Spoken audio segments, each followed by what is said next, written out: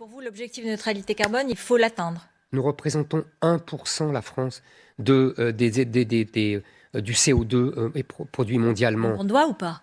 Écoutez, franchement, Non. que les Chinois et les Américains commencent. D'accord. Mais moi, je ne veux pas sacrifier mon industrie, le peu d'industrie qui nous reste, sur l'autel de neutralité carbone, alors que les grands pays ne le font pas.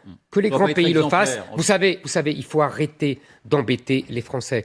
Enfin, c'est tellement idiot. C'est-à-dire qu'en fait, on ne tolérerait pas qu'il explique des choses aussi bêtes sur à peu près 95% des autres sujets.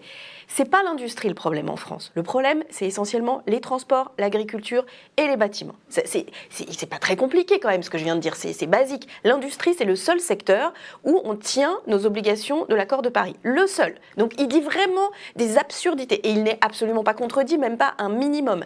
Enfin, c'est ahurissant comme séquence et surtout, en fait, c'est ce qu'on appelle les discours de l'inaction. Il y en a beaucoup, mais ils sont extrêmement dangereux. Parce que Éric Zemmour, en fait, a énormément la parole dans les médias, a énormément la parole sur les réseaux sociaux, etc. Et donc, du coup, il y a beaucoup de gens qui peuvent se mettre à croire ce discours-là. Et en fait, il est debunkable très facilement. C'est-à-dire qu'en fait, la France, certes, c'est 1% des émissions mondiales, mais si on regarde, en fait, nos émissions cachées ou importées, et donc on parle de l'empreinte carbone de la France, donc de l'impact qu'on a aussi sur notre planète, les Français sont en moyenne à 9 tonnes de CO2 par an par habitant. La moyenne mondiale, elle est autour de 6.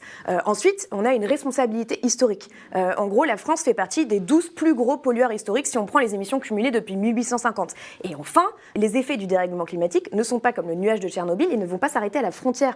On ne veut pas embêter les Français, mais en fait, les Français sont déjà embêtés par le dérèglement climatique. Il y a 100 000 personnes qui meurent chaque année à cause de la pollution de l'air. Il y a 5 millions de personnes qui sont en situation de précarité énergétique. Et donc, l'idée, c'est essayer d'atténuer ces effets du dérèglement climatique et aussi de s'adapter. Et lui ne propose absolument rien pour ça. Et tous les comparateurs de programmes montrent que son programme est à des années-lumière de ce qu'il faudrait faire aujourd'hui pour juste vivre mieux, quoi.